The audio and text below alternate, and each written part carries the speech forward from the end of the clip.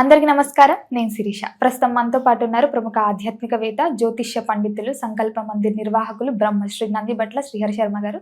గురుగారితో మాట్లాడదాం. నమస్కారం గురుగారు. వాగర్థావివ సంపృక్తౌ వాగర్థ ప్రతిపత్తయే జగతః పితరౌ వందే పార్వతీ పరమేశ్వరౌ. ఆదిత్యాయ చ సోమాయ మంగళాయ బుధాయ చ గురుశుక్ర శనిభ్యశ్చ రాహవే కేతవే నమః. శృంగేరి జగద్గురు పీఠాధిపతులకి, కంచి పీఠాధిపతులకి నమస్కారములు తెలియజేసుకుంటూ కార్యక్రమాన్ని ప్రారంభిద్దాం. గురుగారు, ముఖ్యంగా సంక్రాంతి పండుగ ప్రారంభమైపోయింది. సో ముఖ్యంగా సంక్రాంతి పండుగ విశిష్టత ఏంటంటారు?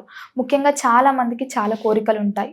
ఎన్ని కోరికలు ఉన్నా దైవ బలం ఖచ్చితంగా కావాలంటారు. ముఖ్యంగా చూసుకుంటే సంక్రాంతి రోజు చాలా దాన ధర్మాలు చేస్తుంటారు. ఎవరికైతే ఇలాంటి కోరికలు ఉన్నాయో ఎప్పటి నుంచో తాపత్రపడుతుంటారు, మా కోరికలు నెరవేరలేదేంటి, ఎలాంటి దానాలు చేయాలని. సో ముఖ్యంగా చూసుకుంటే మరి సంక్రాంతి రోజు ఎలాంటి దానాలు చేయొచ్చు అంటారు? సంక్రాంతి, సం అంటే మంచి, క్రాంతి అంటే జరగడం, మంచి వైపుకి జరగడం అనే అర్థం. అయితే దక్షిణాయనం వదిలి ఉత్తరాయణం ప్రారంభమయ్యేటువంటి రోజు, అంటే దక్షిణ దిక్కున్నటువంటి సూర్య భగవానుడు ఉత్తరం వైపుకి ప్రయాణిస్తూ ఉంటుంటాడు ఈ యొక్క ఉత్తరాయణ పుణ్యకాలం నుంచి.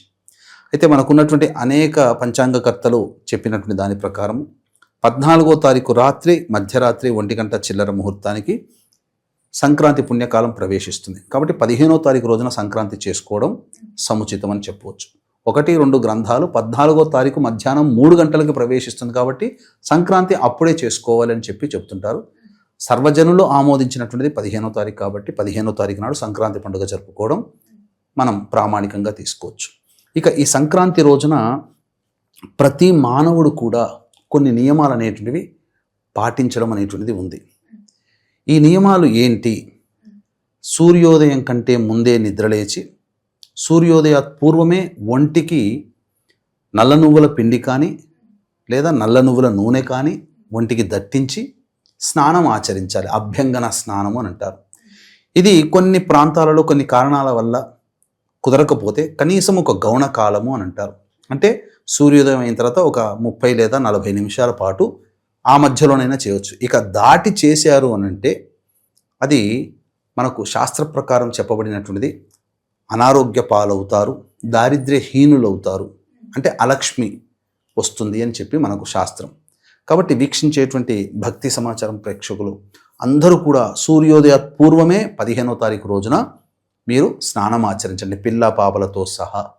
ఇక ఈ రోజున కార్యక్రమం స్నానం ఆచరించగానే సంక్రాంతి పండుగ రోజున చేయాల్సినటువంటిది ప్రధానంగా ప్రతి మానవుడు కూడా, అంటే జన్మించినటువంటి మానవుడు కొన్ని దానాది కార్యక్రమాలు చేయమని చెప్పింది. అంతేకాకుండా కొన్ని పూజలు కూడా చేసుకోమని చెప్పింది. ఇందులో ప్రధానంగా తండ్రి లేనటువంటి వాళ్ళు, అంటే వాళ్ళు వారసులు అవుతారు, కొడుకులు, ఖచ్చితముగా పిండ ప్రదానము కాకపోతే తర్పణాలు కనీసం ఇవి కాకపోతే స్వయం పాక దానమైన బ్రాహ్మడికి దానం చేయమన్నారు. కాబట్టి వీక్షించేటువంటి ప్రేక్షకులు మీకు దగ్గరలో ఉన్నటువంటి దేవాలయంలో కానీ దగ్గరలో ఉన్నటువంటి పండితులని సంప్రదించి వారి ద్వారా అవకాశం ఉంటే పిండ ప్రదానం, తర్పణాలు మరియు స్వయం పాక దానం, వారికి వస్త్రదానం గనక చేసినట్లయితే తప్పకుండా మీ పితృదేవతల యొక్క ఆశీర్వచన బలం వల్ల మీరు తరతరాలకి తరిగిపోయినటువంటి ఆనందంతో జీవిస్తారు. ఇది మాత్రం ఖచ్చితమండి. అందుకనే సంక్రాంతి పండుగ రోజున జరిగేటువంటిది ఏంటంటేనమ్మా, నవగ్రహాలలో పితృకారకుడు రవి. రవి తన కుమారుడైనటువంటి శని ఇంటికి వస్తాడు. మకర రాశి ఎవరిది? శని భగవానుడిది. శని ఇంటికి వస్తాడు అంటే తండ్రే కొడుకింటికి వస్తున్నాడు. కాబట్టి మన ప్రేక్షకులు వీక్షించేటువంటి మన ప్రేక్షకులు అందరూ గుర్తుంచుకోవాల్సినటువంటిది, గతించిన మీ తల్లిదండ్రులు, తాత ముత్తాతలు 3 తరాల వరకు ఉన్నటువంటి ఆత్మలు మీ ఇంటి గుమ్మం దగ్గర చేరుకుంటాయండి. మరి వారిని ఉత్తి చేతులతో పంపించకుండా వారు ఏం కోరుకుంటారు? వారికి ఏమీ అవసరం లేదు, బంగారం ఇవ్వాల్సిన అవసరం లేదు, లేకపోతే ఏమీ ఇవ్వాల్సిన లేదు. వారి పేరు మీద పెట్టే పిండ ప్రదానము, వారికి ఇచ్చేటువంటి తర్పణము, ఇవే వారికి ఆకలి దప్పుల్ని తీరుస్తాయి, పైగా పుణ్యఫలాల్ని ఇస్తాయి. ఆ పుణ్యఫలాన్ని పట్టుకొని వాళ్ళు బాధపడుతున్నటువంటి ఆ యొక్క దోషాన్ని తగ్గించుకోవడానికి మనం ఒక అవకాశం ఇచ్చిన వాళ్ళం అవుతాం. కాబట్టి వీక్షించేటువంటి ప్రేక్షకుల్లో ప్రతి వారసులు, కొడుకులైనా బిడ్డలైనా ఈ యొక్క గతించిన వారి యొక్క ఆత్మతృప్తి కోసం పిండ ప్రదానం, తర్పణాది కార్యక్రమాలు విధిగా మనం రోజు స్నానం ఎలా ఆచరిస్తామో విధిగా ఇలా చేయండి. ఒకవేళ అవకాశం లేదండి, మాకు కుదరట్లేదండి, మేము చేసుకోలేకపోతున్నాం అని అంటారా, మహామహిమాన్విత సుప్రసిద్ధ పవిత్ర కాశీ క్షేత్రంలో బ్రాహ్మణులని కర్తగా పెట్టి మన పీఠం ఆధ్వర్యంలో ఈ యొక్క సంక్రాంతి పర్వదినం సందర్భంగా గంగా నదీ తీరంలో పిండ ప్రదానము తర్పణాది కార్యక్రమాలు అనేటివి ఇవ్వడం జరుగుతుంది. కాబట్టి అవకాశం లేకపోతే మన పీఠం ఆధ్వర్యంలో జరిగే కార్యక్రమంలో కాశీలో జరిగే పిండ ప్రదాన తర్పణాది కార్యక్రమం సంక్రాంతి రోజున 15వ తారీఖు రోజున జరిగే దాంట్లో మీ గోత్రనామాదులు నమోదు చేసుకోవచ్చు. అలాగే పుష్యమాసము అమావాస్య 18వ తారీఖు అయింది. ఇది కూడా, ఈ అమావాస్య కూడా పిండ ప్రదానం తర్పణాదికి చాలా విశేషమైనటువంటిది. ఉత్తరాయణ పుణ్యకాలంలో వస్తుంది.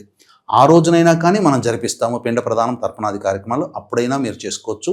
మరీ విశేషముగా అమావాస్య ఉత్తరాషాఢ నక్షత్రము ఆదివారం కలిసినటువంటిది 18 జనవరి 18. ఆ రోజున సాయంకాల సమయంలో మీ జాతకరీత్యా కలుగు విద్య, వివాహ, ఉద్యోగ, దాంపత్య, అనారోగ్య సమస్యల నివారణకి సర్వదోష నివారణ పూజలు హోమాలలో భాగంగా బగళాముఖి, ప్రత్యంగిర, వారాహి, రాజశ్యామల, ధూమవతి లాంటి హోమాలు మేష, మిథున, కర్కాటక, సింహ, కన్య, వృశ్చిక, ధనస్సు, కుంభమీన రాశిలో జన్మించిన వారికి శనిదోష నివారణకై శనీశ్వర హోమాదులు జరిపించి శక్తిపాతం చేసినటువంటి కరుంగలి మాల ఇవ్వడం జరుగుతుంది. ఈ యొక్క సర్వదోష నివారణ పూజల హోమాల్లో సాయంత్రం 6 గంటల లోపల మీరు నమోదు చేసుకోవచ్చు. ఈ రెండు కూడా వాటికి విడివిడిగానే కార్యక్రమాలు, కలిపి కావండి, ఇది గమనించగలరు. ఇక ప్రధానంగా ఈ రోజున పిండ ప్రదానం తర్పణాది కార్యక్రమాలు చేయమన్నాం. తరువాత చెయ్యవలసినటువంటి దానాది కార్యక్రమాలు ఏంటంటే కూష్మాండ దానం, అంటే గుమ్మడికాయ దానం చేయాలి. అలాగే వస్త్రదానం చేయాలి. కుంభదానం అంటే నీరు ఉన్నటువంటి కుండని దానం చేయమన్నారు. దీనికి సంబంధించినటువంటి గాథలు మనకు మహాభారతంలో సుస్పష్టంగా కనబడతాయమ్మా. అంటే ఎవరైతే వంశోద్ధారకుడు కావాలి, కులానికి ఒక్కడు ఉంటాడు, వంశానికి ఒక్కడు ఉంటాడు, వాడి పేరు మీద ఆ వంశమే తరిస్తుంది. ఇప్పుడు నందమూరి అంటే ఎవరు గుర్తుకొస్తారు? ఎన్టీ రామారావేగా. అక్కినేని అంటే ఎవరు గుర్తుకొస్తారు? నాగార్జున, నాగేశ్వరరావేగా. కాబట్టి అట్లాంటి వాళ్ళు పుట్టారు. వాళ్ళ ఈ యొక్క ఇండస్ట్రీ ఉన్నంతవరకు వాళ్ళు గుర్తుండిపోతారు. అలాగే తెలంగాణ అంటే కేసీఆర్ గుర్తొస్తారు. అలా అన్నమాట. సో ఒక ఉద్ధరింపబడేటువంటి కొడుకు జన్మించాలి అని అనుకునేటువంటి వాళ్ళు ఈ రోజున చెయ్యవలసినటువంటి దానము గురించి తెలియచేస్తానమ్మా. ఇక ముఖ్యంగా దీనికి గాథ కూడా ఒకటి ఉంది. కృపాచార్యుడు, కృపి ఇద్దరు అన్నా చెల్లెళ్ళు. ఈ కృపిని ద్రోణాచార్యుడికి ఇచ్చి వివాహం చేస్తారు.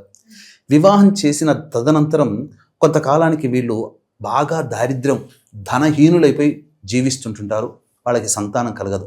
వాళ్ళు పెంచి పోషించుకునే ఆవు కూడా వాటికి దానా పెట్టలేక బక్కచిక్కిపోతుంది. ఇవేవీ లేక గతి లేక అరణ్యంలో ఆశ్రమం పెట్టుకొని గుడిసె వేసుకొని ఉంటుంటారు. అయితే ఒకరోజు దూర్వాస మహాముని ఒకరోజు అరణ్యం గుండా వెళుతూ ద్రోణాచార్యుడి దగ్గరికి ఇంటికి వెళదామని చెప్పి వెళతాడు. ఆ సమయంలో ఆయన ప్రతిరోజు చేసుకోవలసినటువంటి సమిధల కోసం అరణ్యంలోకి వెళ్తాడు. కృపి ఒక్కటే ఉంటుంది. దూర్వాస మహాముని రాగానే చూసి పలకరించి అతిథి సత్కారం చేస్తుంది. ఇదంతా అయిన తర్వాత బాధపడుతుంటే, ఎందుకమ్మా బాధపడుతున్నావు, ఏంటి నీ బాధ కారణం ఏంటంటే, మాకు ధనము లేదు, సంతానము లేక ఇబ్బంది పడుతున్నాం అని చెప్పి చాలా బాధపడుతుంటే అప్పుడు చెబుతాడనమాట, ఇది ఈరోజు మకర సంక్రాంతి, మీ పుణ్యవశాత్తు నేను వచ్చానేమో, కాబట్టి ఇదే మకర సంక్రాంతి రోజున నందుడు యశోద ద్వారా పెరుగుని దానం ఇప్పించాడు బ్రాహ్మణుడికి. యశోదలు ఇద్దరు కలిసి శ్రీకృష్ణుడంతటి వాడు కొడుకుగా రావడం జరిగింది. కాబట్టి మీరు పెరుగు దానం చేయండి అని చెప్పగానే చక్కగా ఈ లోపల ద్రోణాచార్యుడు రావడం, జరిగినంత విషయం అంతా ఆయనకి చెప్పడం, వాళ్ళిద్దరూ కూడాను దంపతి సమేతంగా చక్కగా ఒంటికి నల్ల నువ్వుల పిండిని ఒంటికి పూసుకొని అభ్యంగన స్నానం ఆచరించి సమంత్రకముగా ఆ యొక్క పెరుగుతో నిండినటువంటి కుండని దూర్వాస మహామునికి దానం చేశారు. ఈ కారణం చేత సప్త చిరంజీవుల్లో ఒకడైనటువంటి అశ్వత్థామ జన్మించడం జరిగింది. ఒక్క చిన్న కుండ పెరుగు దానం చేయడం వల్ల అంతటి కలిగింది. సంక్రాంతి రోజున ఇది విధానంగా చేయాలి.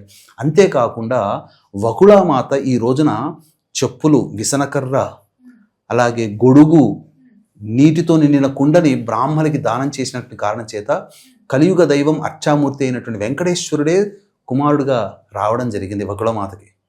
ఇన్ని విశిష్టతలు ఉన్నటువంటి కారణం చేత ఎవరైతే వివాహమై సంతానం కోసం ఎదురు చూస్తుంటారో మన భక్తి సమాచారం ప్రేక్షకుల్లో, ఎవరైతే ఆల్రెడీ సంతానం కలిగి ఉండి మంచి సంతానం కావాలని కోరుకుంటారో అటువంటి వారు ఈ రోజున కుండ పెరుగుని, విసనకర్ర, చెప్పులు, గొడుగు, నీటితో నిండినటువంటి కుండని లేదా ఇత్తడి బిందెనైనా, ఇత్తడి చెంబునైనా, రాగి చెంబునైనా ఉన్నటువంటి వాటిని పెట్టి దానం చేయాలి. చేసినట్లయితే తప్పకుండా గుర్తుపెట్టుకోండి, మహాభారతమే మనకు నిరూపణం. కాబట్టి మంచి వంశోద్ధారకుడు మీ కుటుంబంలో జన్మిస్తాడు. అంతేకాకుండా ఈ రోజున ప్రధానంగా మహాఘృత కంబళము అనేటువంటిది చెయ్యాలి.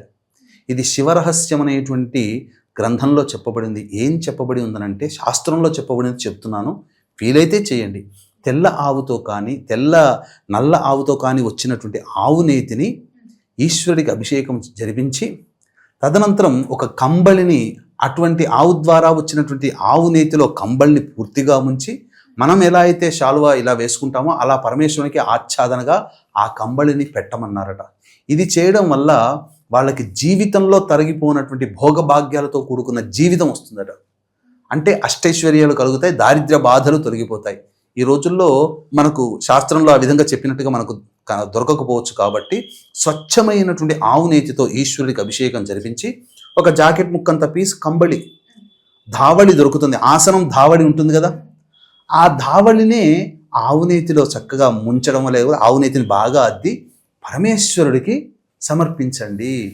చాలమ్మ, భోగభాగ్యాలతో కూడుకున్నటువంటి జీవనం ఇది శివరహస్య గ్రంథంలో చెప్పబడి ఉంది.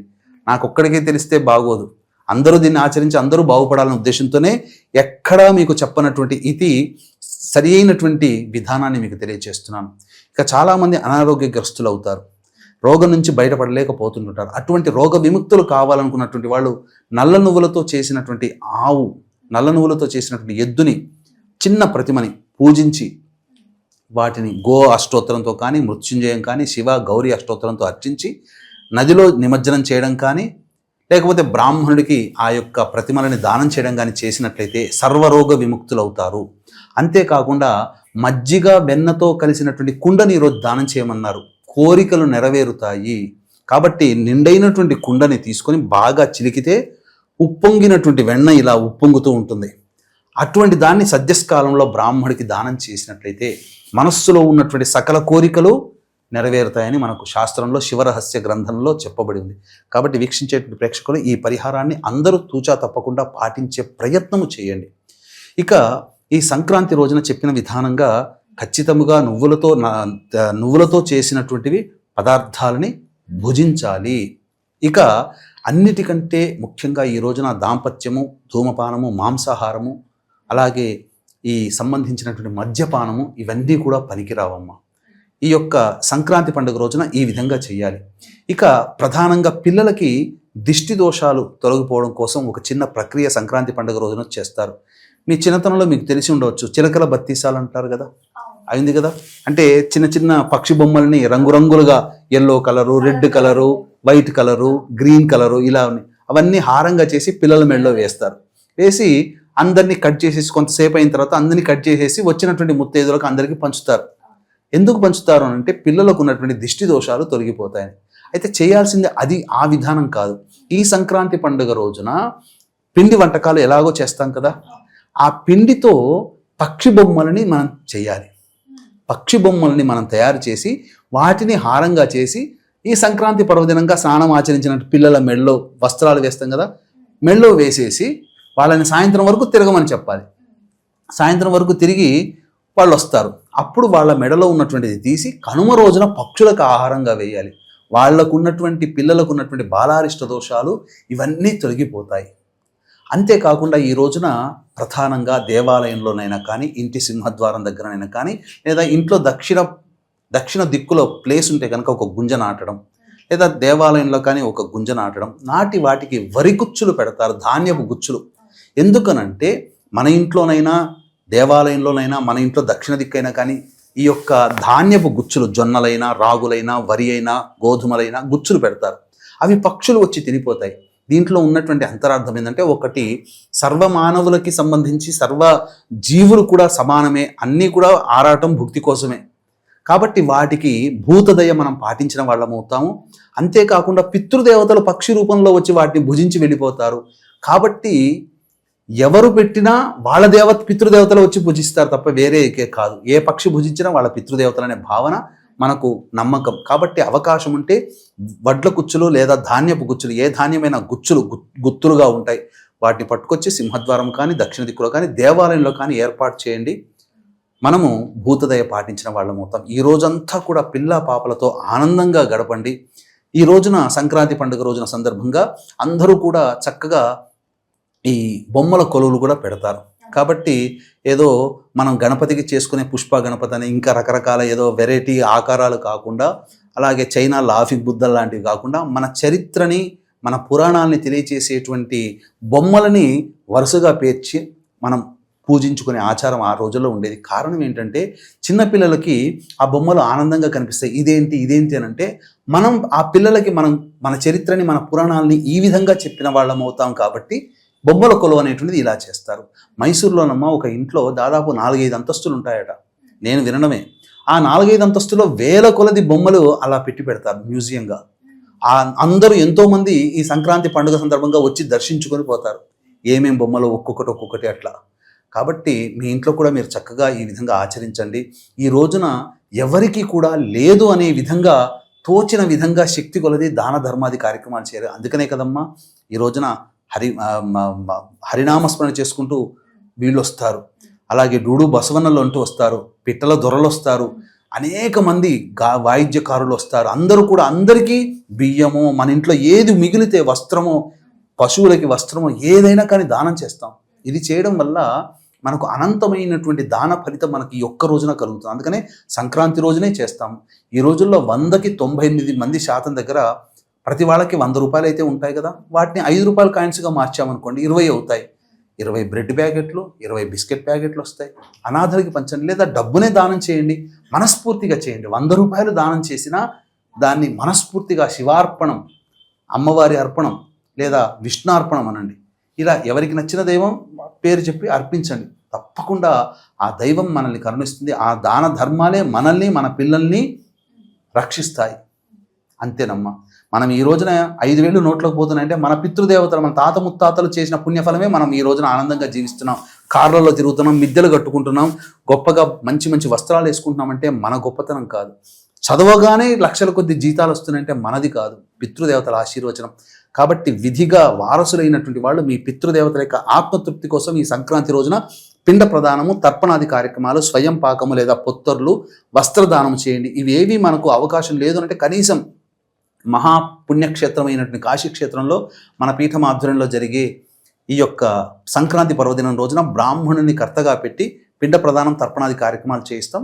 అతి సామాన్య మానవుడు కూడా నమోదు చేసుకునే విధంగా ఉంటుంది. అవకాశం ఉంటే ఈ కార్యక్రమంలో మీ గోత్రనామాలు నమోదు చేసుకోవచ్చు. గురుగారు, ముఖ్యంగా ఇప్పటివరకు మీరు బొమ్మల కొలువు అన్నారు కాబట్టి చాలా మందికి ఆచారం ఉండదు, కొంతమందికి ఆచారం ఉంటుంది. ఎవరైనా కొత్తగా పెట్టుకోవాలనుకుంటే భోగి నుంచే పెట్టుకోవచ్చా, లేకపోతే సంక్రాంతి నుంచి పెట్టుకునే ఆచారము, కనుమ నుంచి పెట్టుకునే ఆచారం కూడా ఉందమ్మా. దేశాచారము సాంప్రదాయంగా పెట్టుకునేది తప్ప ఇలాగే అని ఎక్కడా లేదు. గురుగారు, మొత్తం మీద సంక్రాంతి యొక్క విశిష్టత తెలియజేసినందుకు ధన్యవాదాలు. సర్వం శ్రీ ఉమామహేశ్వర పరబ్రహ్మార్పణమస్తు.